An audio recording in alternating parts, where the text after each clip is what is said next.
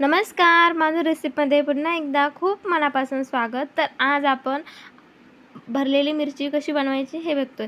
आता सध्या बाजारात या मिरच्या यायला सुरुवात झालेली आहे, तर म्हणलं चला अशा आपण भरलेल्या मिरच्या बनवून दाखवूयात। चला मग रेसिपी एकदम सोपी आहे, पटकन रेसिपीला सुरुवात करूया।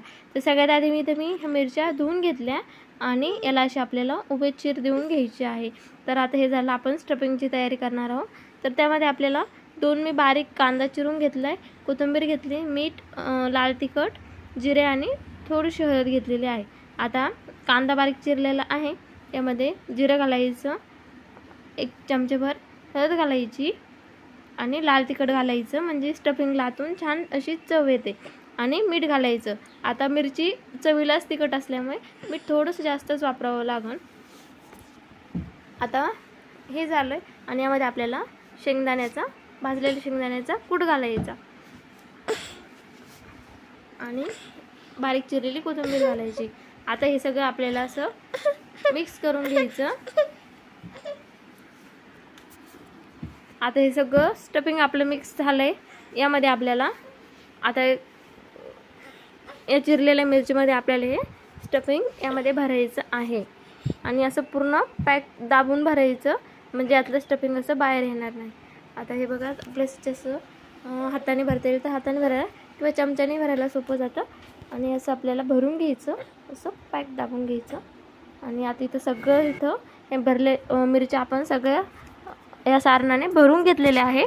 आता हे आपल्याला तव्यावरतीच हे मिरच्या तळून घ्यायच्या आहे। तर इथं माझ्याकडे असा तवा आहे, तर यावरती आपल्याला तेल घालायचं, तेल चांगलं गरम होऊ द्यायचं, आणि तेल गरम झालं की यामध्ये आपल्याला या भरलेल्या मिरच्या यामध्ये टाकायच्या। आता सुरुवातीला या बाजूने अशा मिरच्या ठेवायच्या आणि नंतर आपल्याला एक एक मिरची पलटून घ्यायची। आता बघा, आता सगळे मिरच्या इथं या तव्यावरती मावल्या आहे।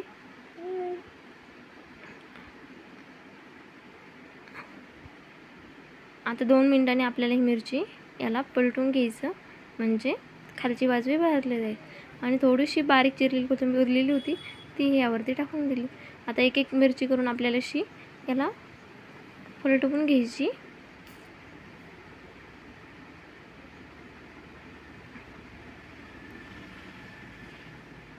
आणि बघा, आता अशा मस्त अशा ह्या मिरच्या आता चांगल्या भाजून द्यायच्या।